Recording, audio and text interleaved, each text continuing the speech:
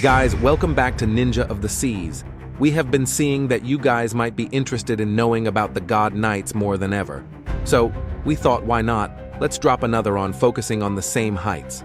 So, without any further ado, let's get started.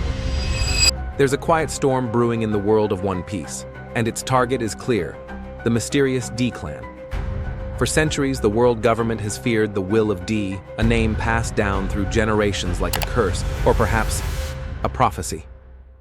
The bearers of this name, Monkey D. Luffy, Goldie Roger, Portgas D. Ace, Trafalgar D. Waterlaw, Marshall D. Teach, have all shaken the foundations of the world in one way or another. And now, with the Holy Knights finally stepping out of the shadows, a chilling possibility emerges. They aren't just enforcers for the Celestial Dragons. They're assassins sent to eliminate the D clan, one name at a time. Think about it. The Holy Knights were introduced with little fanfare but immense weight. Silhouetted and ominous, they operate outside the Marines, outside the Cipher Pole, and possibly even outside the law. They answer only to the Five Elders, and perhaps to Imu, the secret sovereign who sits atop the world. This isn't your standard military task force. This is a black ops kill squad whose job isn't to arrest, but to erase. Their mission? Preserve the world order at any cost.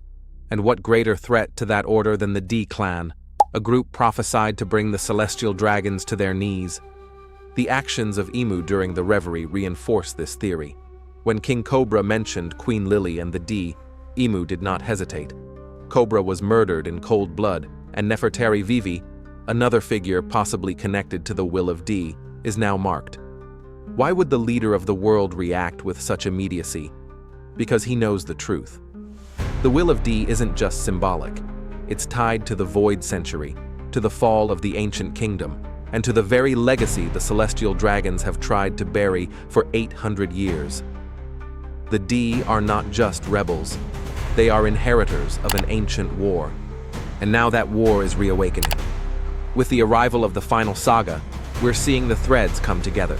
Luffy, Law, and Blackbeard, three bearers of the D name, are at the center of global conflict. Each one represents a different path. Luffy, the liberator; Law, the seeker of truth; Blackbeard, the usurper. It would make sense for the Holy Knights to now mobilize against them. But here's the catch. The world government can't openly declare war on the D clan.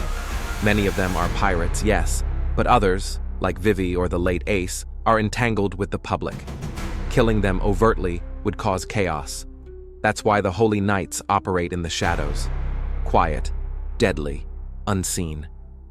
We already have a precedent for this type of silent warfare. Sabo's recent report from Mary Joyce revealed that Imu used the power of an ancient weapon, possibly Uranus, to wipe out the Lulusia kingdom, simply because the citizens harbored revolutionary sympathies. That's not governance.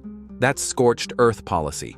If Imu is willing to annihilate entire islands, do you really think he would hesitate to order a quiet purge of a bloodline he sees as existentially dangerous?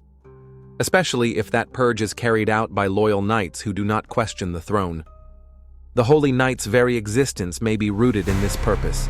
They may have been created not to serve justice, but to hunt the enemies of the Celestial Dragons before they rise again. We know nothing about their identities yet, but Oda made sure to show us their silhouettes. 9 figures, each cloaked in armor, each a potential monster in strength. Could one of them already be pursuing Law? Could another be tailing Vivi in secret? Could some even be former revolutionaries turned zealots, indoctrinated into the cause of erasing the D from history? The numbers line up too eerily. There are at least 9 Holy Knights.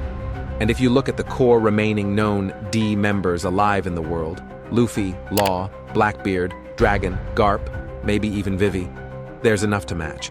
It's almost poetic, a one-to-one execution order, each knight assigned to stalk and eliminate one bearer of the name, slowly tightening the noose around the truth. The world thinks the D are just a legend. The government knows better. The purge has begun. Garp's fate in Hachinosu may even be a clue. He willingly threw himself into enemy territory to protect Kobe.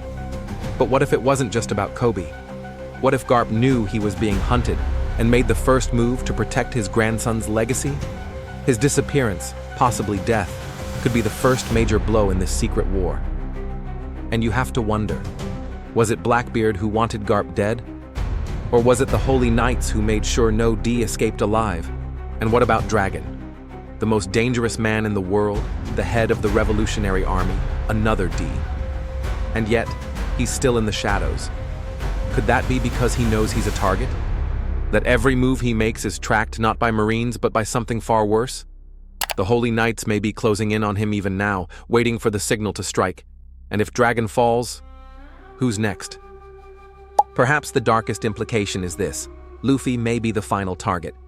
Not because he's a pirate, not because he declared war on the world government, but because he bears the name D and carries the spirit of Joy Boy. Imu fears that spirit. The five elders fear that spirit. And that's why, in the coming war, the Holy Knights won't just fight for power or territory. They'll fight to erase the last embers of the will of D forever.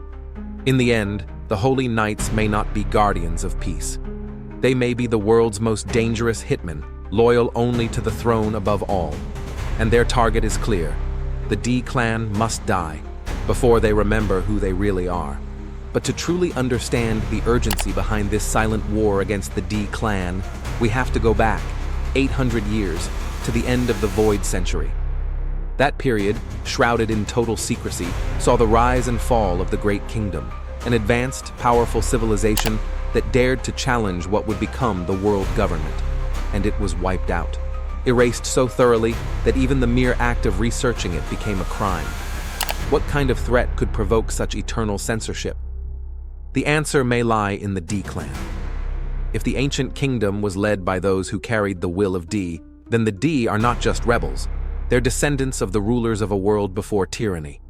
The very existence of their name is a crack in the world government's carefully maintained lie. Each time someone with that initial rises, the lie threatens to collapse.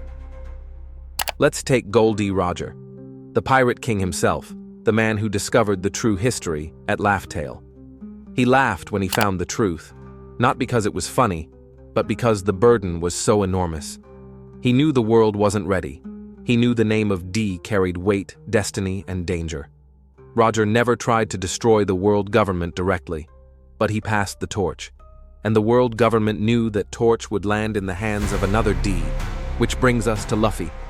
Monkey D. Luffy is not just the new Pirate King in the making, he is Joy Boy reborn. This has been confirmed by Zunesha, the ancient elephant who served Joy Boy 800 years ago. The five elders, despite their immense power and immortality, fear him. They even went as far as reclassifying his devil fruit, the human fruit, model Nika, as a mythical zoan, hiding its truth for centuries. Why would the government go to such extremes? Because Luffy isn't just a pirate. He is the embodiment of the sun god, a symbol of liberation, inherited will, and the great enemy of the celestial dragons. And so the Holy Knights were summoned. It's no coincidence that the Holy Knights appear just as the final war is on the horizon. Their reveal came at the same time that Imu made their first move, using what appears to be Uranus to obliterate the Lulusia kingdom. A country simply wiped off the map. No trial, no explanation. One day it existed, the next day, gone. This is the power Imu wields. And now imagine this power being used in tandem with a team of elite knights, fanatically loyal and surgically precise. That's not a military, it's a divine execution squad. The very title Holy Knights is loaded with religious and authoritarian weight. Holy implies divine sanction. Knight implies absolute loyalty, martial discipline, and a chivalric cause. But their cause is twisted. These are not heroes in shining armor. These are zealots, crusaders in the name of oppression. To them, the D clan is not just an enemy, it's a heresy. Their goal is not merely to kill D individuals, but to erase their ideology, to snuff out the dream of freedom before it spreads. And look at the pattern. Monkey D. Garp is declared missing in action after confronting Blackbeard. A D versus a D. But was that fight merely a smokescreen? Garp may have been targeted by someone far more insidious. The government has every reason to want him gone. Despite being a vice admiral, Garp has always refused promotion to admiral rank, possibly to avoid being directly under celestial control. He trained Luffy. He protected 𝐸. He was too dangerous to let live. Trafalgar D. Waterlaw's location is now unknown after his devastating clash with Blackbeard.